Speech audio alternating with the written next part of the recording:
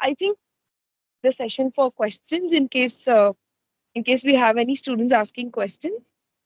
But I guess before that, I'll just begin with one of those. Can I ask a question to you? Of course. Okay, so my question was that how did you because there are so many visuals. The entire movie is about different journeys, different aspects of your memories that from your childhood. How did you go about deciding the background music? You know, because it's quite varied throughout the film. So how did you kind of, was that also a part of your memory, or how was it? Well, I tell you what, you know, always people ask me, why did I put church music or Christian music or stuff like that? Now I'll tell you about the music. You see, the composer of the music, first of all, generally, the music is, I would say, has a very important part, like the visuals, in a film. I mean, it's not just sort of background music that you put, like like playing a music in a lobby in a hotel, but it's really has to have, its own meaning or to enhance the meaning of a film. Now, the composer of this specific music is a Jewish composer, Salomone Rossi, who lived in Venice in the 17th century, actually in the Renaissance. And of course, anyone who lived in that period was also influenced by the church. But this is strictly a Jewish music because the words, of course, are in Hebrew and done by a Jewish composer. Now, so this is one. So of course, it's relevant, to the place that, I mean, to my memories. The other thing is, if people think it also sounds like a church music, that's fine, because, the whole idea in the film was, in anything that, I was talking about, is that what I'm talking about is really universal. And it's not just strictly, connected to Jewish tradition or to my personal memories. So I think even if, the music is sort of sounds from other cultures, I think it serves, the target. So But I'm talking about the movie. There are some frames which have stayed, I think they will stay with me for a very long time. Uh, the one frame where you are cleaning the chickens and singing songs. Not you, means people are singing the songs and cleaning the chicken. That is a beautiful frame in the sense that the death is also celebrated of the chicken and it is offered to the person. The second thing that will stay with me is uh, your quote that aside you decide the most beautiful spot where you should not build. Generally we go reverse of this. We generally analyze the site from the point of view of buildable areas. So that was also another beautiful thing which will stay with me forever. It was a beautiful movie, and yes, it connected us to our childhood memories also when our grandmother used to, cook things. Uh, One question that I have is whether the the empty alleys, did you empty the alleys or they are like that? Because a few things you tried to convey, because where the smoke was not coming out of the hearth, so people do not have food. So, so was it purposely you kept them empty, or the city has become empty? No, no. Well, you see, what I did actually, of course, is reconstructing um, memories and the feeling that I had when I was a child, not necessarily what is happening today.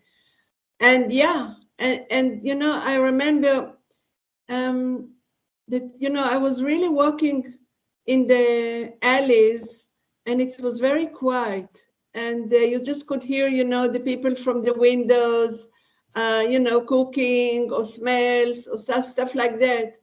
But there were not, you know, it was not crowded.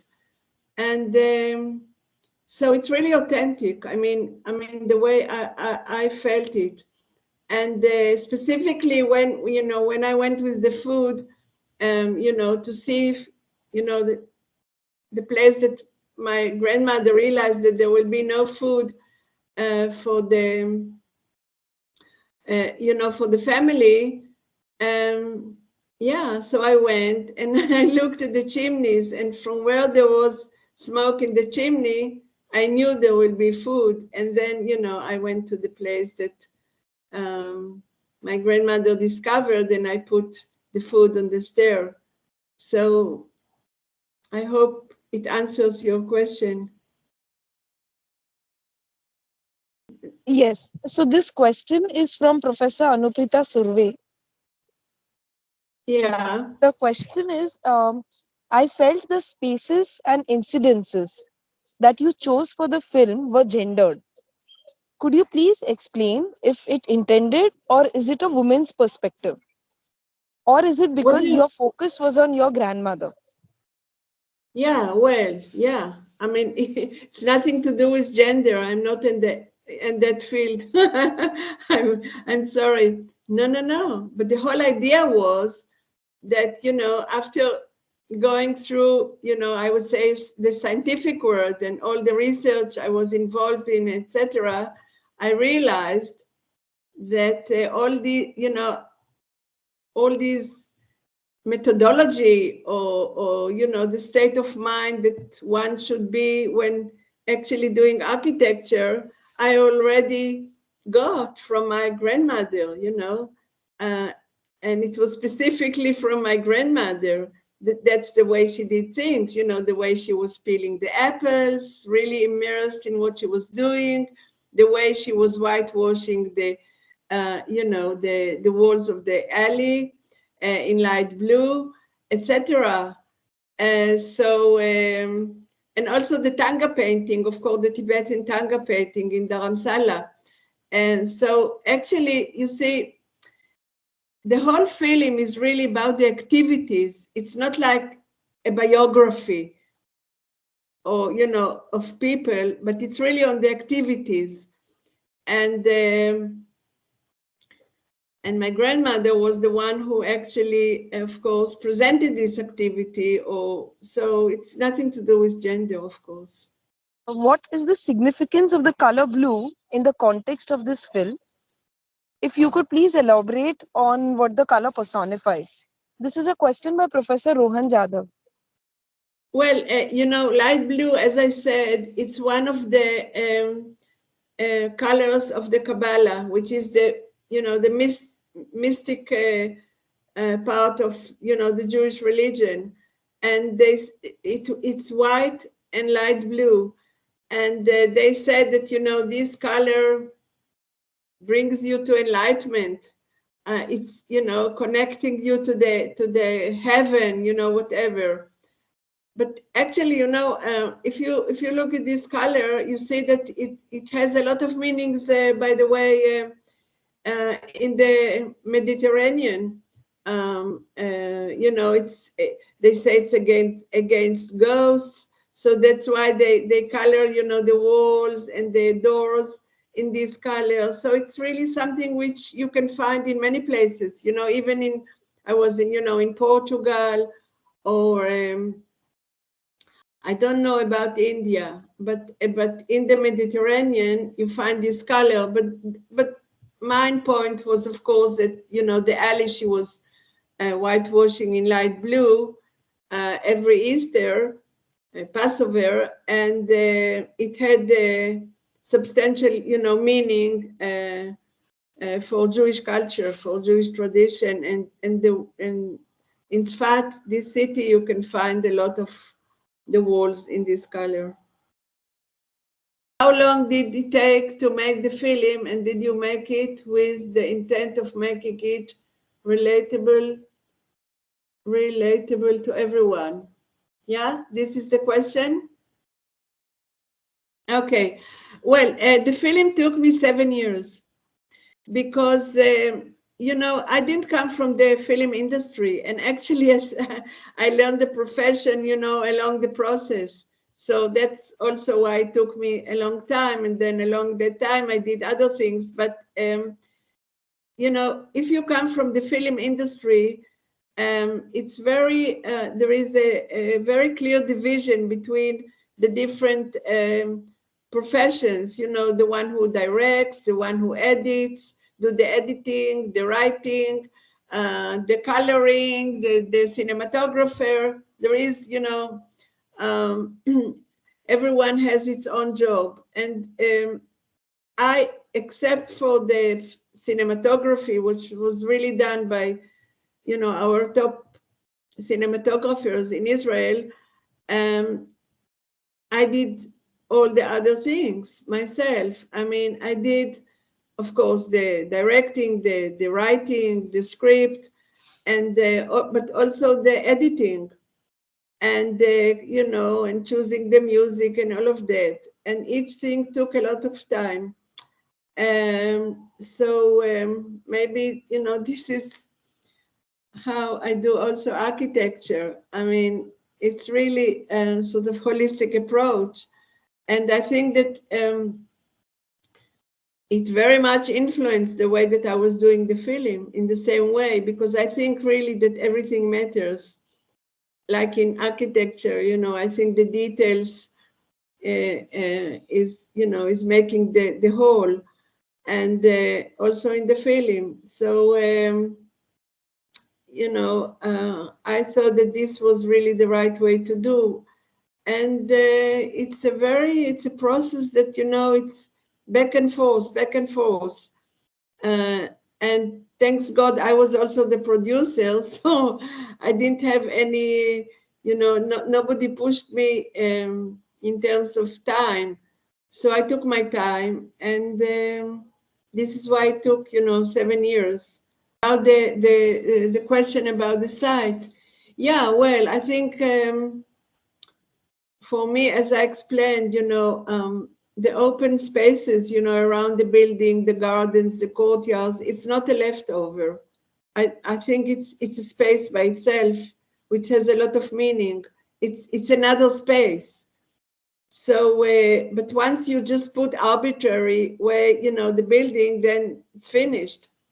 So in this case, what I showed, there was two huge trees, old, very ancient trees. And so I decided that this will be the courtyard. So then I put with marks, the boundaries of that courtyard, and around it, I put the building. So that's the way, I could really preserve, what I discovered on the site. So I think this is the way one should treat, the open spaces, and see, which are the most beautiful ones, and use them as a space, and put the boundaries around it, and then put the building, which faces the beautiful space. So from each window in the building, you could see, this courtyard.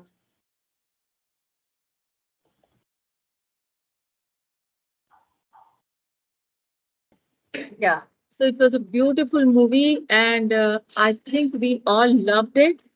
And there are so many uh, instances which touch you. The way the food was prepared, going into Zen-like mode. I mean, food is so therapeutic.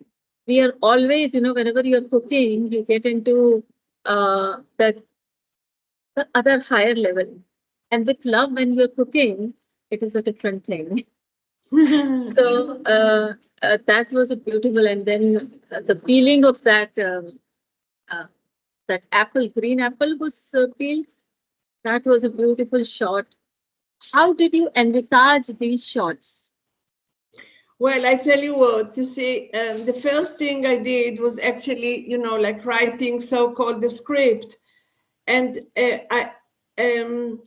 and what I did is I just wrote down intuitively the things that I remembered from my childhood.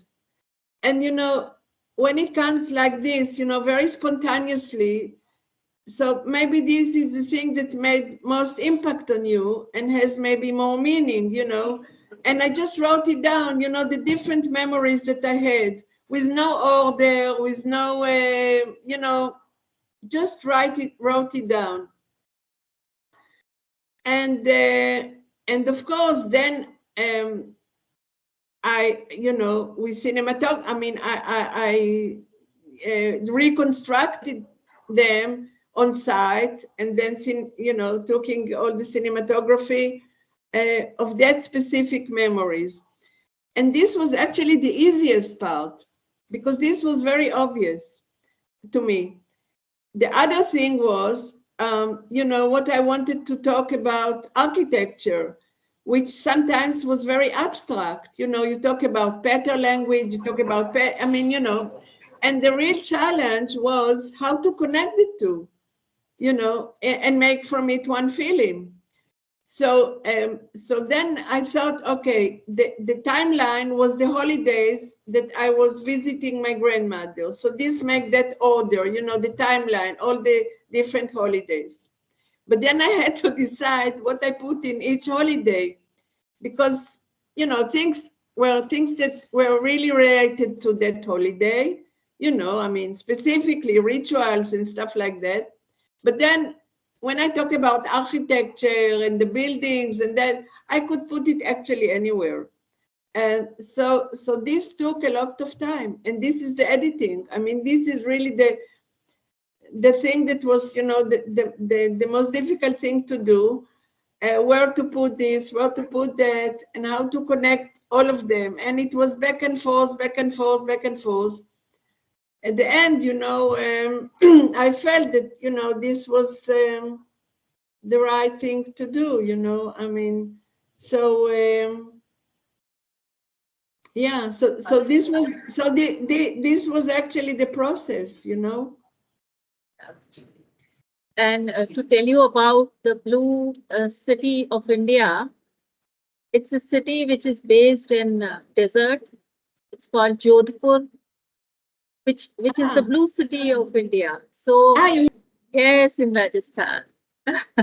Because I knew there was the pink city, the yellow city, but I was not aware that there was, wow, that's amazing, actually. Yeah. So Jodhpur is the blue city of India, but it's not along any sea or along a water body or clear skies. It is against the backdrop of a very dry desert. But all the homes are blue, probably darker blue than the blue you have used. But why did they? But why did they choose blue? I mean, was there any reason? Because once you have told, now we might do some kind of research that why we started, adopting this blue color. Is it because of some connection through maybe trade routes or something else? We don't know. But why suddenly that space became blue, that city became blue?